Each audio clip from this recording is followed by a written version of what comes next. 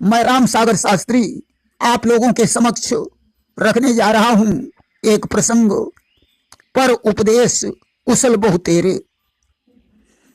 देखिए, गोस्वामी तुलसीदास जी ने मानस में एक चौपाई लिखी है कि पर उपदेश कुशल बहु तेरे और जे आचरहित नर न घनेरे। दूसरों को उपदेश देना तो बहुत आसान है, परंतु खुद उस पर चलना बड़ा कठिन है। एक बार की बात है, एक पंडित जी एक गांव में कथा सुना रहे थे। वहां यमुना पार की एक ग्वालिन बैठी हुई उनकी कथा सुन रही थी। कथा में पंडित जी ने एक चौपाई सुनाई कि कल युग केवल नाम आधारा और सुमेरी सुमेरी नर उतर ही पारा। कलयुग में भगवान का नाम ही आधार है, जिसका स्मरण करके मनुष्य अगम भव सागर से पार हो जाते हैं।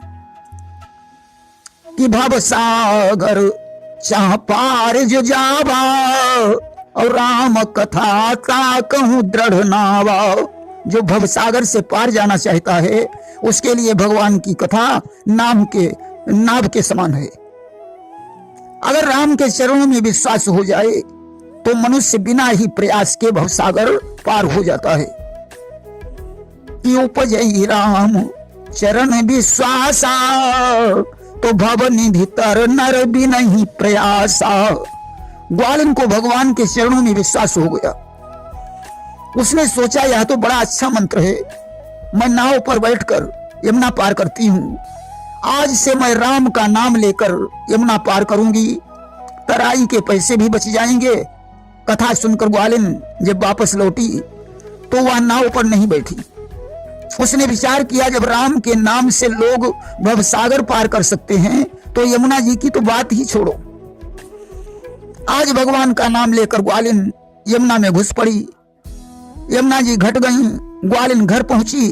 उसने विचार किया कि पंडित जी बड़े विद्वान हैं, उन्होंने कितना अच्छा मंत्र बता दिया। आज कथा के पश्चात मैं पंडित जी को अपने घर लाऊंगी, उन्हें अपना गुरु बना लूंगी। कथा के पश्चात उसने पंडित जी से याचना की, पंडित जी आज आप मेरी कुटी में चलकर अपनी चरण कमलों से उसे पवित्र बनाएं। ग्वालिन की भक्ति भावना देखकर पंडित जी उसके साथ चल पड़े। ग्वालिन ने भगवान का नाम लिया और यमुना में घुस पड़ी। यमुना जी घट गईं, परंतु पंडित जी ने ज्यों प्रवेश किया पानी गले तक आ गया। आज पंडित जी ग्वालिन से कहने लगे कि अरे ग्वालिन पांव पड़त हूं, मुझको दे लौटार री ग्वालिन काहे रही है मार। अरे ग्वालिनी, मैं तेरे पांव पड़ रहा हूं, मुझे वापस जाने दे, क्यों मेरी जान लेने पर तुली है। कि यमुना मैया अगम भरी हैं, कैसे करीबे पार री ग्वालिन काहे रही है मार। यमुना जी अगम भरी हुई हैं, मैं कैसे पार हो सकता हूं। आज पंडित जी की आवाज ज्यों ग्वालिन के कान में पड़ी, दौड़कर पंडित जी के पास पहुंची।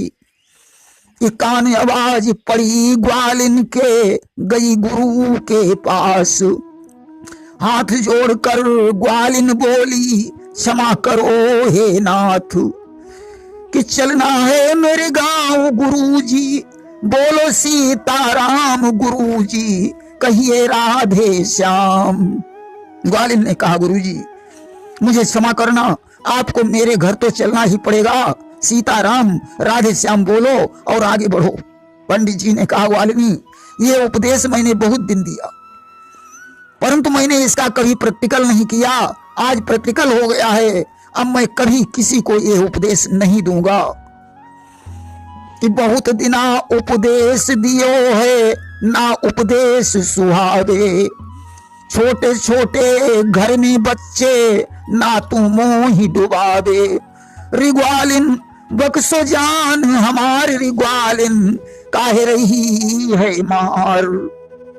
घर में छोटे छोटे बच्चे हैं, मैं यमुना में डूब जाऊंगा, बच्चों का पालन पोषण कौन करेगा। हे ग्वालिनी, मैं तेरे हाथ जोड़ रहा हूं, मेरी जान को बख्श दे। ग्वालिनी ने झपट करके पंडित जी का हाथ पकड़ लिया और बोली, गुरुजी मैं आपको वापस नहीं जाने दूंगी। कि झपट के हाथ गुरु का पकड़ा मैं चरणों की दासी, नाम नाम तुमने जो दीनी नित में आती जाती, गुरुजी भूल गए वो नाम, गुरुजी बोलो राधे श्याम। आपने ही तो मुझे राम का नाम प्रदान किया जिससे मैं रोज आती जाती हूँ। गुरुजी वही नाम आप लीजिए, सीताराम राधे श्याम बोलिए, आप डूब नहीं सकते हैं। पंडित जी ने कहा, ग्वालिनी मुझसे ये नहीं हो पाएगा, इसलिए मैं वापस जा रहा हूं। पंडित जी ने जैसे तैसे ग्वालिनी से हाथ छुड़ाया और वापस लौट आए। उसी दिन से पंडित जी ने कथा में यह उपदेश देना बंद कर दिया। कौन सा? कि कल युग केवल नाम आधारा और सुमेरी सुमेरी नर उतर ही पारा। इसीलिए गोस्वामी तुलसीदास जी ने लिखा है कि पर उपदेश कुशल बहु तेरे, अजय आचरहित नर न घनेरे। दूसरों को उपदेश देने वाले तो बहुत हैं, परंतु उस पर चलने वाले लोग बहुत कम हैं।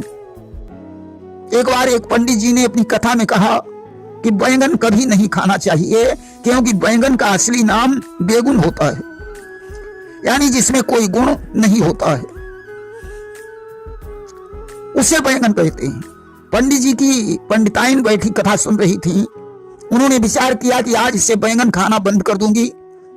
कथा कहने के बाद पंडित जी बाजार में गए और वहां से 1 किलो बैंगन खरीद लाए। पंडिताइन ने पंडित जी से पूछा, पंडित जी आप तो कथा में कह रहे थे कि बैंगन कभी नहीं खाना चाहिए क्योंकि इसका नाम बेगुन होता है, इसमें कोई गुण नहीं होता है। पंडित जी ने मुस्कुराकर कहा, अरे पंडिताइन ये सब्जी वाले बैंगन हैं, कथा के बैंगन और होते हैं।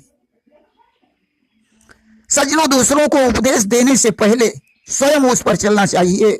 अगर आप सिगरेट पीते हैं तो दूसरों को उपदेश देने से पहले आपको सिगरेट छोड़ देनी चाहिए। किसी का सुधार करने से पहले खुद का सुधार करना पड़ेगा। किसी को उपदेश देने से पहले हमें उस उपदेश पर चलना पड़ेगा।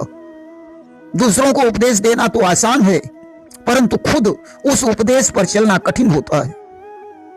दीपक दूसरे को प्रकाश देता है, परंतु खुद अंधेरे में रहता है। पुतना दूसरे को साफ करता है, परंतु खुद कीचड़ में रहता है।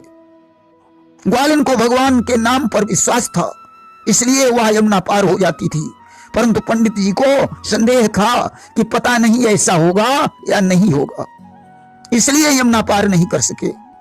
क्योंकि विश्वास होने पर राम, विश्वास न होने पर राम नाम की नाव पलट सकती है। प्रेम से बोलिए वृंदावन बिहारी लाल की जय।